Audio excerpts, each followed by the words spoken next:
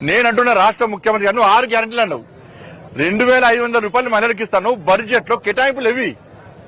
2500 రూపాయలకు సంబంధించి బడ్జెట్ లో కేటాయింపులు ఏవి అంటే 2500 ఇయ్యా.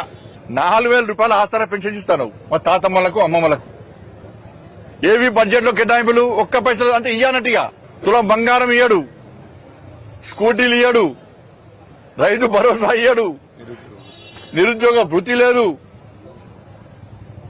ఉద్యోగులకు డిఎల్ లేవు, పిఆర్సీ అమలు చేయడు. ఇక దేనికోసం బడ్జెట్ అంటే ఇవాళ ఏం చెప్తుండు? ఇంకా 1,00,000 కోట్లు అప్పు తెస్తాడట. ఇంకా 1,00,000 కోట్లు అప్పు తెస్తాడట రాష్ట్ర ముఖ్యమంత్రి.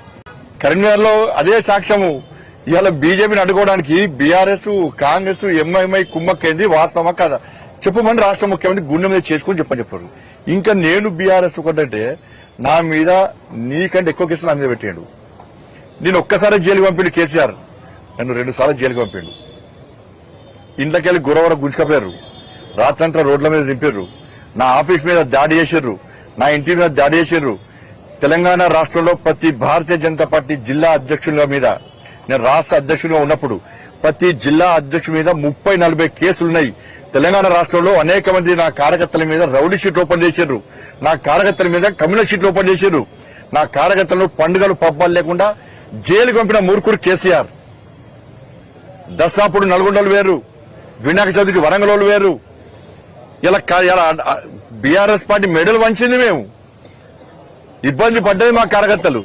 ఇప్పటికీ మా కార్యకర్తలు, మా నాయకులు కోట చుట్టూ తిరుగుతున్నారు ఇప్పటికి కూడా.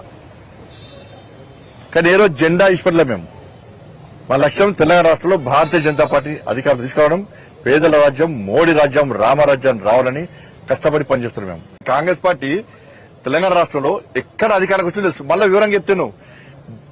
దుబ్బాక ఎన్నికల్లో మీ పార్టీకి డిపాజిట్ రాలే, రాష్ట్ర ముఖ్యమంత్రి వినాలేది. దుబ్బాక ఎన్నికల్లో కాంగ్రెస్ పార్టీకి డిపాజిట్ రాలే, మేం గెలిచినాం. హుజరాబాద్ ఎన్నికల్లో కాంగ్రెస్ పార్టీకి డిపాజిట్ రాలే, మేం గెలిచినాం.